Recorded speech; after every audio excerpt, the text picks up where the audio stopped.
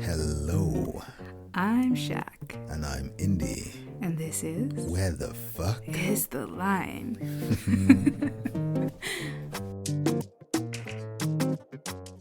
If you've been with someone for years and you're having to ask them over and over again, babe, when are you going to propose to me? When are you going to propose to me?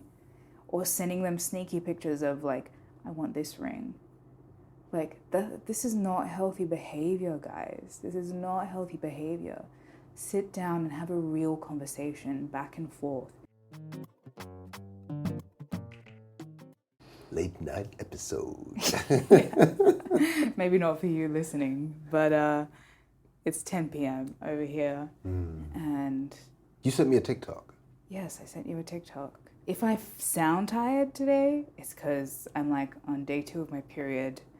My body is quite tired, but my brain is really alert tonight. I just did a meditation and then woke up from it extremely alert and just ready to talk. Your eyes look super sharp compared to earlier, so good meditation session, clearly. Yeah, it was really good. Yeah, so I sent you this TikTok video and it just got me thinking about so many things. So just to recap, it's a woman who's gone out to get her nails done and she asks her boyfriend, what color nails should I get? And he replies with pearly pink. And I believe this is the actual name of an OPI nail color. And wait, sorry, what is OPI? OPI is just a very, very popular nail polish brand. Right. Yes. Okay. Her boyfriend says, get the pearly pink nails.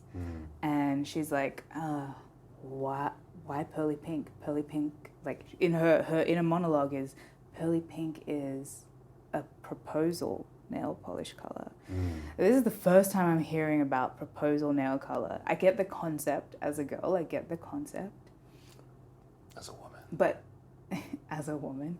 But for me, it's mostly I understand more so having your nails done rather than having a particular nail color. Because, gosh, there's so much, there's a huge just amount of pressure for women to look a certain way when they get proposed to. And they put the pressure on themselves because they want this perfect proposal. But then they also are putting pressure on their partners to do some special proposal or spend a specific amount on a ring and all this kind of stuff. And sure, I'm not talking about the women that are out there that are saying, genuinely, I don't care what kind of ring I get. The important thing is that this person loves me and they want to get married to me and, they bought a ring and out of the pureness of their heart and their love for me, and I'm totally happy with that. I'm not talking about those women. I am only talking about the women who still have standards around how much money you should spend on a ring. Can I change the word to expectations? Is it standards? I guess it kind of is a standard. That's their standard. It's an expectation too, but for them it's their standard of what a guy should be bringing in terms of asking for marriage or moving the relationship forward from being boyfriend-girlfriend to husband and wife. I don't even know where to start because there is just so much here to unpack. Okay, so how did the TikTok end? Right. I didn't even finish talking about the TikTok. So the TikTok goes on to say, we've been dating for 8 years and I ended up getting my nails colored red because I'm sick of waiting around for a proposal. I'm sick of having proposal nails done all the time and not being proposed to. Yes, that blew my head off. The concept of a proposal nail color. Yeah. It clearly implies that there are a subset of colors exclusively reserved for proposals. I mean, I wasn't aware of it. I know that amongst some women who like a particular aesthetic, that maybe they would choose some plain pink nails. I didn't know that pretty pink was specifically a proposal nail color. That people I don't know if this is in the culture, if it's a known thing. This is the first time I'm hearing about it. Is pretty pink a color? What did I say? I think pretty pink. Pretty pink. What is it? Pearly pink? Pearly pink. Pearly pink. God. Is Pretty Pink a color though? Maybe? Oh my god. I don't know. Okay. I don't know. Good luck for this. I know there's one called Ballerina something. A different pink.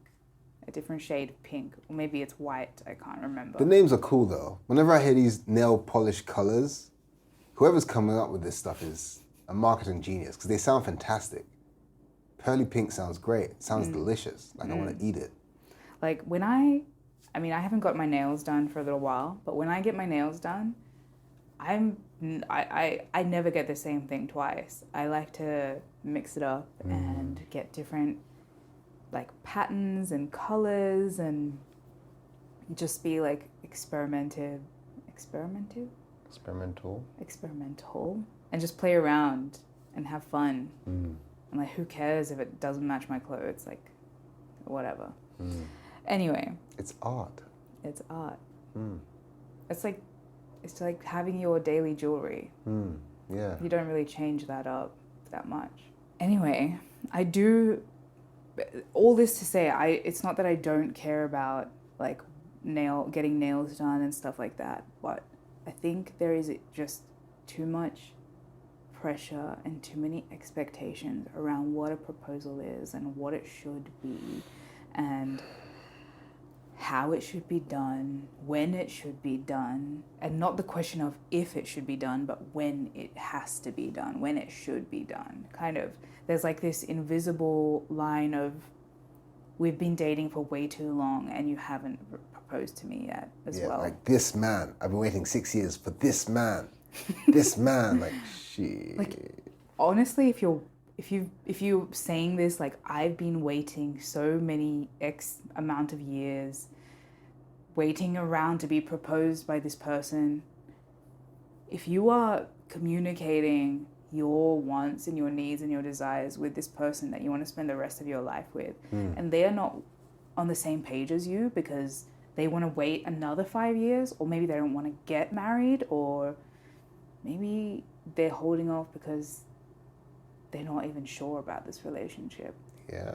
Yeah, so look, I can really empathize with these women because I was one of them at one point in time. Like, now I'm with you, but babe, I was married before. I had my own proposal, I had my own engagement, wedding, even a divorce.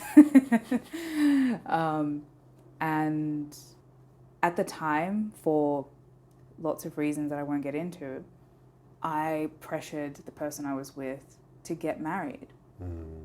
Even though he was communicating in his own way to me that he wasn't ready, it didn't make sense to me why he wasn't ready. I was like, if you love me and you want to get married to me eventually, why not now? I was kind of toxic in my own way back then. Okay. And a lot of the way that I thought was just based off of the things that I was hearing around me. None of my actions and behaviors was based on me stopping thinking about what I want, like reflecting on the relationship, reflecting on my behavior, on their behavior, and reflecting on our entire dynamic. And stopping and thinking and asking myself, why do I want to get married? Like, I never did any of this stuff. And then, like, 2 years later, we've separated. 2 years after we got married, we separated. So I mean, it was a learning experience for me. I really grew a lot and learned a lot. And I don't regret any of it. I think earlier I said I might have regretted it, but I don't really regret anything that's happened in my life. Because you wouldn't be who you are today. Yeah, I wouldn't be who I am today. I wouldn't be here right now with you, talking to all of you guys. Life would be entirely different. I don't know what it would be. I'm sure it would still be great, I hope. But yeah, I really don't regret the way things happened.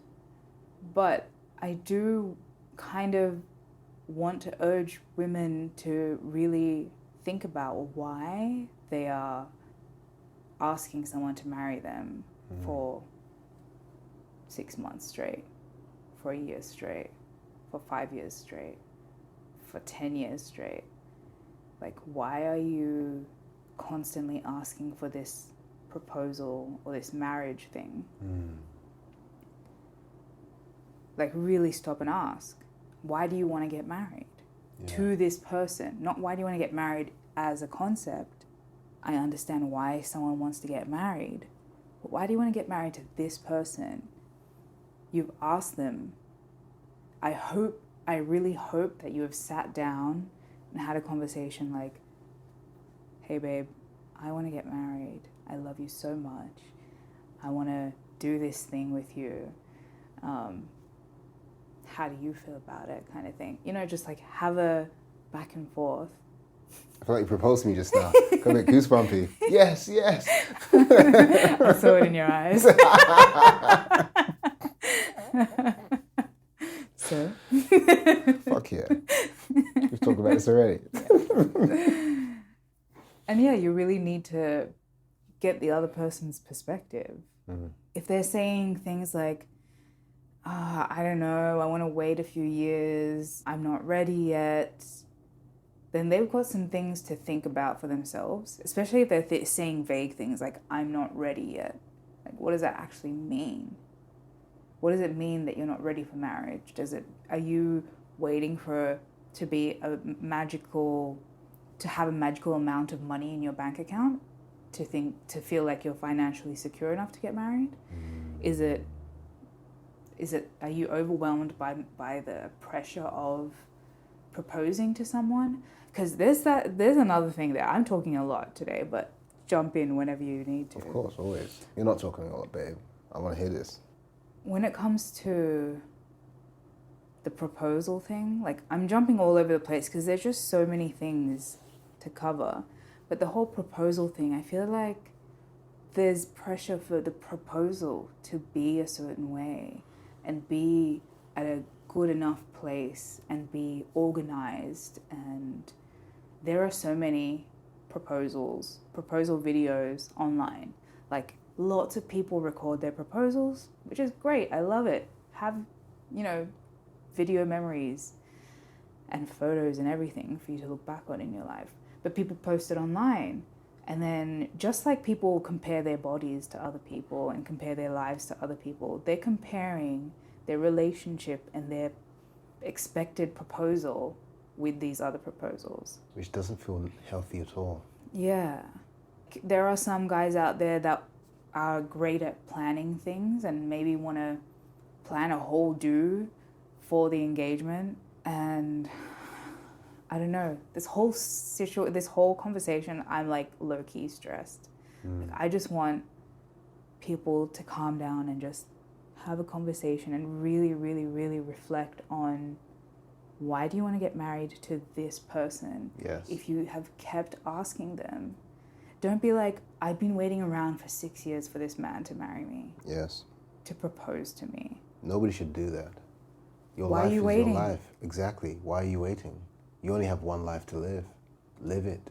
If you've been asking this person for 5 years out of the 6 years to propose to you, or for some movement or some progression in your relationship, and they're not seeing eye to eye with you, and there are other things that are kind of vague, and there's just lots that you need to figure out and reflect on.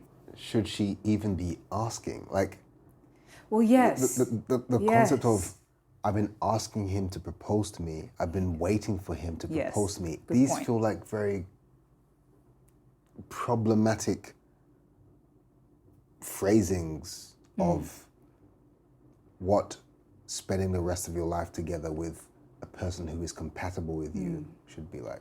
If you've been with someone for years and you're having to ask them over and over again, babe, when are you going to propose to me? When are you going to propose to me? Or sending them sneaky pictures of like, I want this ring. Like, this is not healthy behavior, guys. This is not healthy behavior. Sit down and have a real conversation back and forth. Be open to hearing both sides of both perspectives, or all the perspectives. But I guess part of the problem now is that, well, I say now, in general, is that many people don't know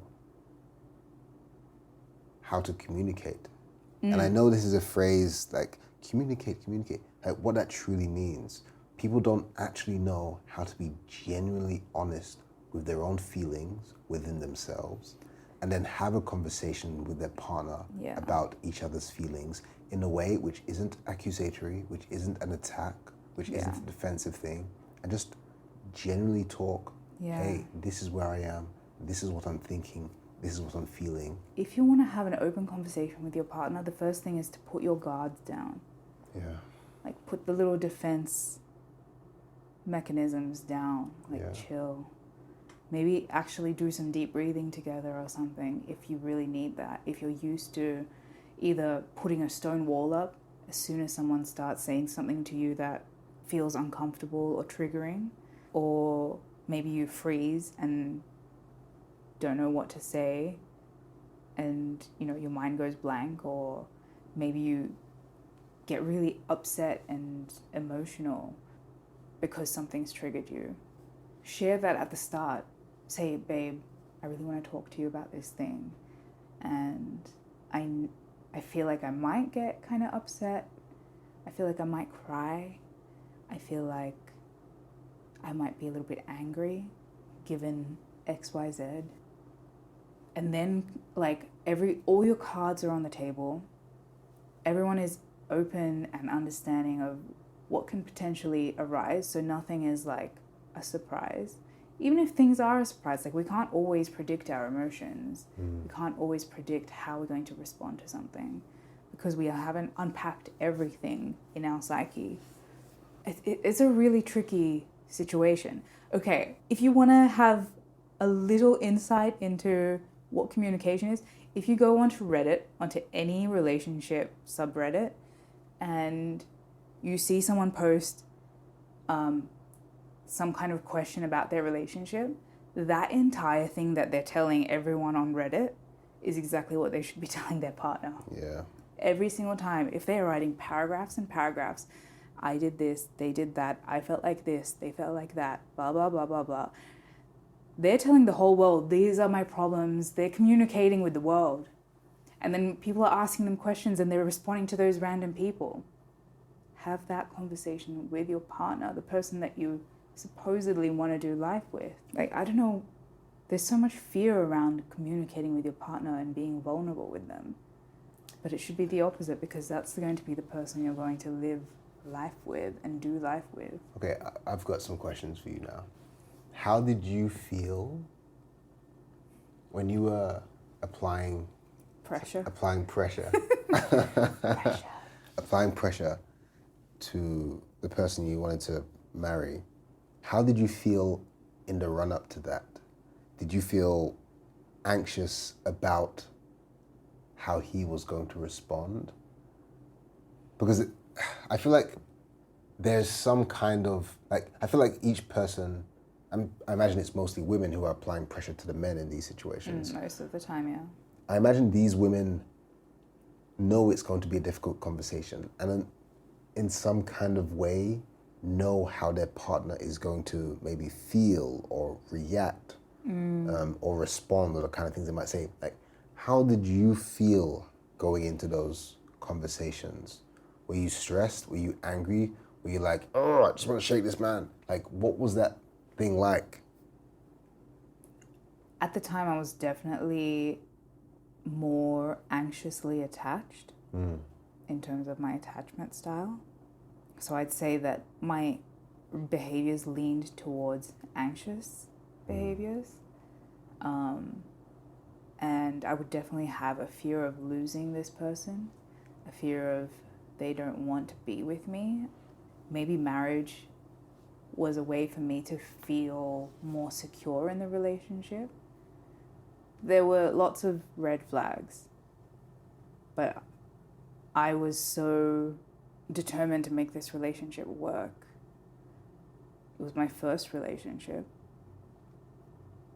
I was 24, I think. And I felt like I'm getting old when I was 24.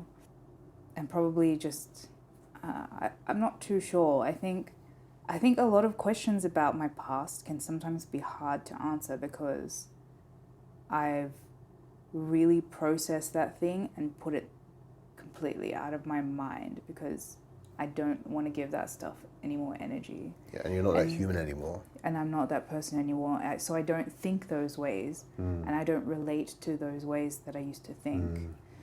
So it can sometimes be really hard for me to reconnect with that way of how I thought and how I felt. I hear you. Because I really want to remember, but I don't entirely. I know, I'm quite sure it was stressful to have those conversations. It was definitely stressful for them to hear it. And they gave me the same story over and over again. I love you, I want to marry you, but I think we need more time apart doing our own thing while we're dating. And they wanted more time to figure themselves out for a little bit. And I was still living at home with my parents in a very conservative environment. And I was really just dying to spread my wings and breathe a little bit. And I think probably subconsciously, I didn't think it or know it at the time, but subconsciously I was probably feeling like if I get married, one, I found someone that I want to marry, and two, if I get married, there may be some freedom in there for me. Yeah, I hear that.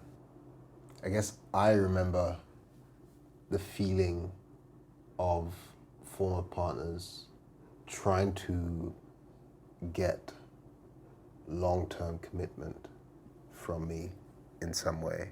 Is that like asking for exclusivity? What is long-term commitment? So I'm phrasing it this way because I'm referring to marriage or whatever the equivalent to marriage is. Okay. Not necessarily exclusivity. And I didn't know how to be, that was a point where I did not know how to be honest with myself. I didn't even know enough about who I was or how I thought about things. But I at least knew enough to know that on some level that doing this, going down this marriage path with that particular person wasn't right. But I didn't know how to phrase that.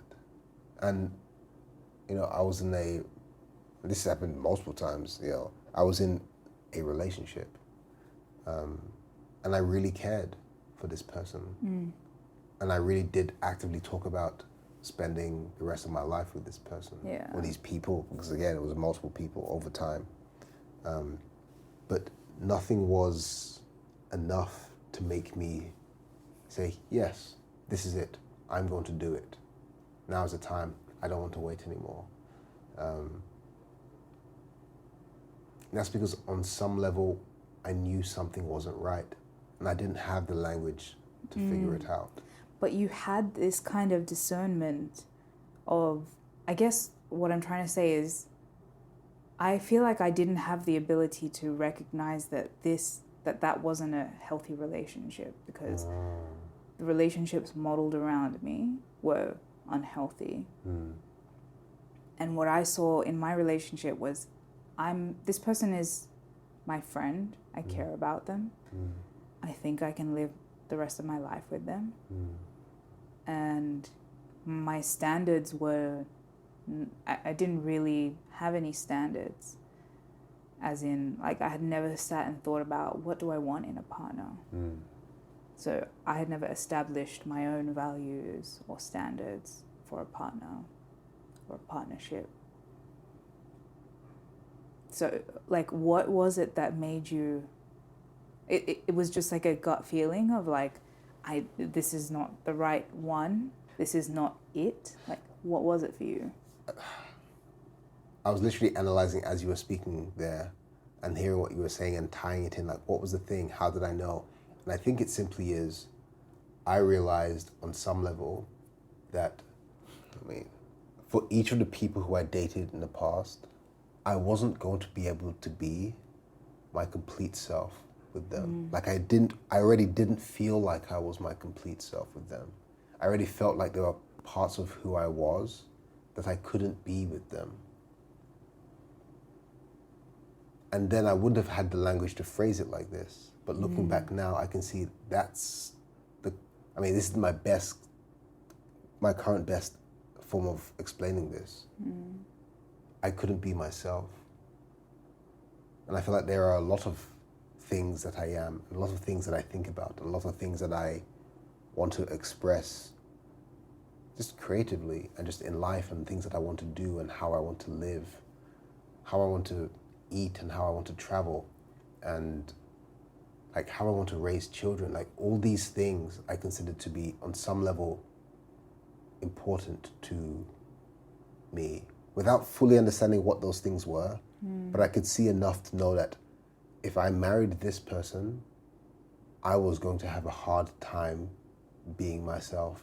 There was a part of me that would have been locked up inside me forever, that I would have to throw away some of myself to be with this person. And that was enough for me to never really give commitment. And I don't feel that with you in the slightest. Like I feel like you've shown me more things about me than I thought or knew that were there. Like this, I don't know how to explain it. I don't want to make this an episode about, oh, I love you so much. But it's kind of what it is. I couldn't be my honest, authentic self. So I knew I couldn't marry the people I dated in the past. I knew at least that much. I just, again, I didn't have, I've never been to therapy. I'd never done any real self-development. I was emotionally immature, like really freaking immature. So I had no language to talk about this or to think about this properly. Yeah. And I did not know how to live in truth.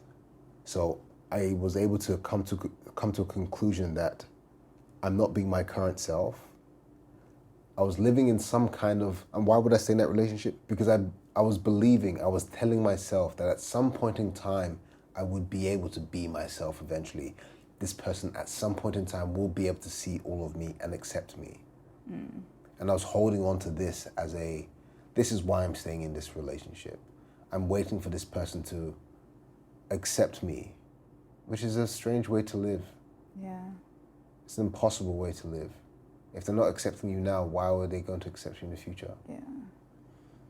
And I couldn't see that. So I was waiting for that on some level.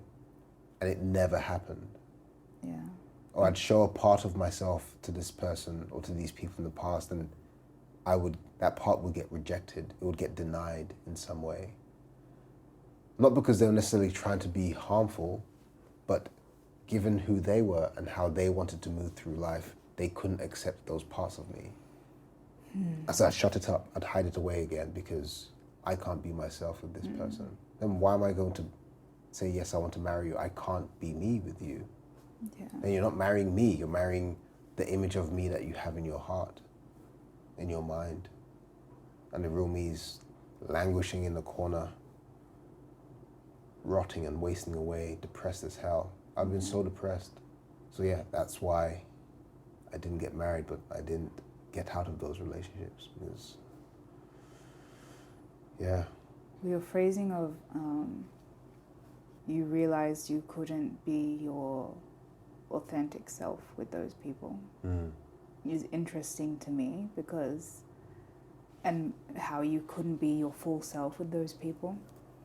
It's interesting to me because I never knew that there was more to me. I never recognized that. I never realized that there were a lot of things that I wasn't expressing.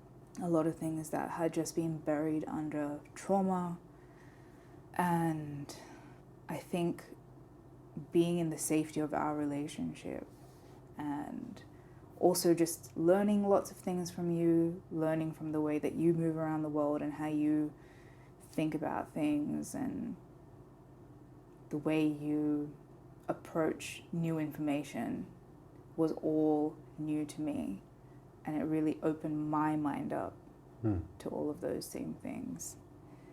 Like your I don't know if I've ever mentioned this.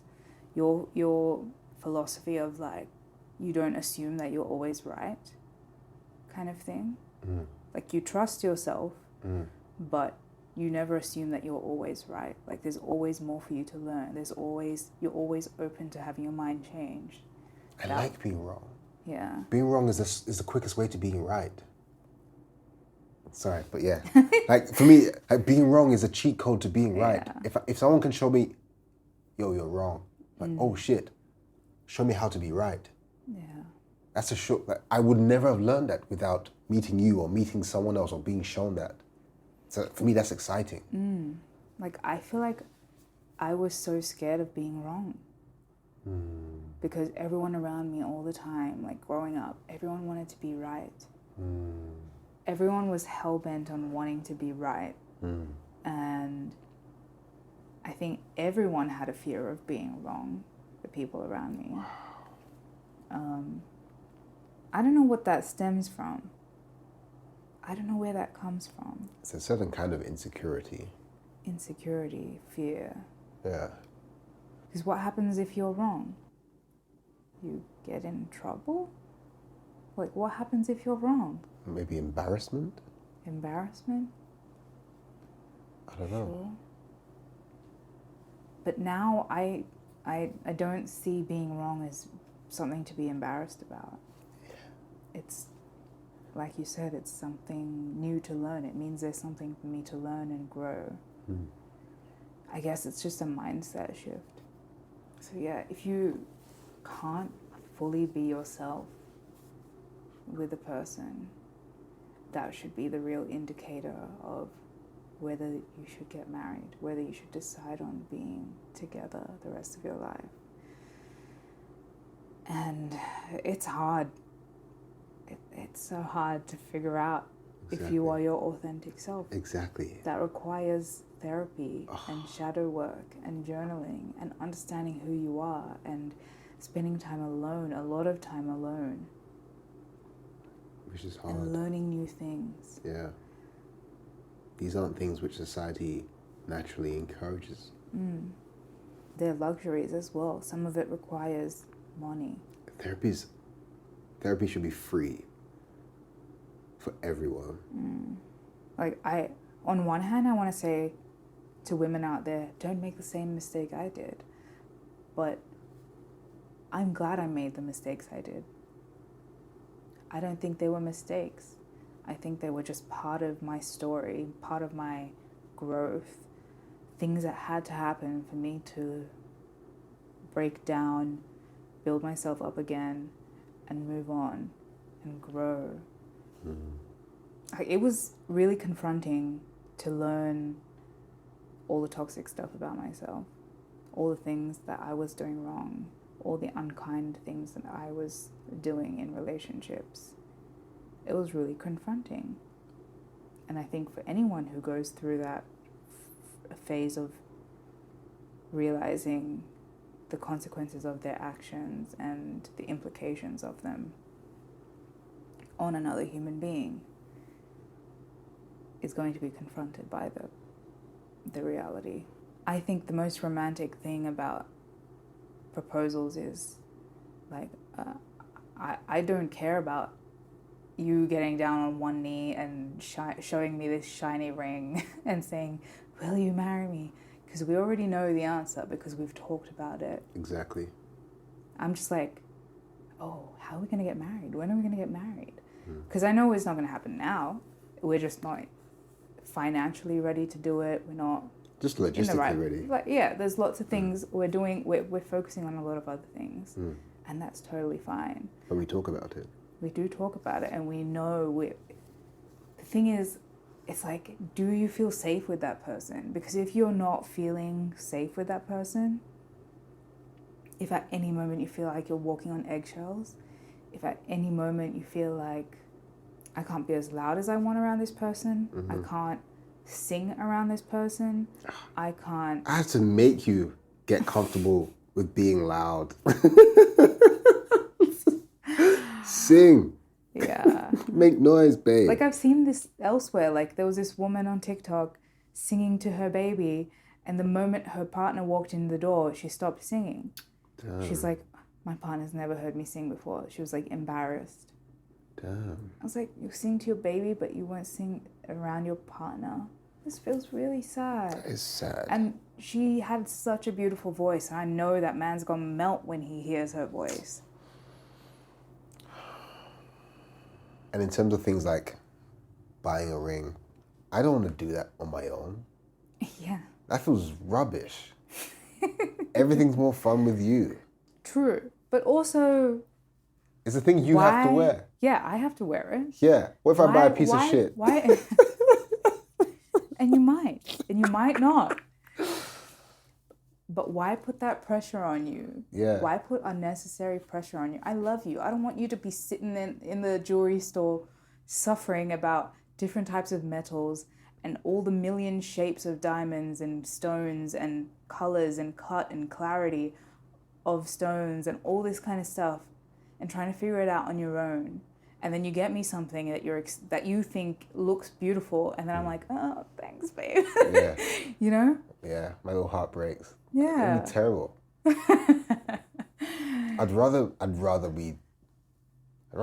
we designed it ourselves. There are places you can get it custom made. I'd rather we spent time custom making rings. Yeah. That's so much more fun. We turn it into an activity. Yeah. And it's something that's even more special and precious because we decided exactly how we wanted it to look. Yes. Do you want to wear a ring?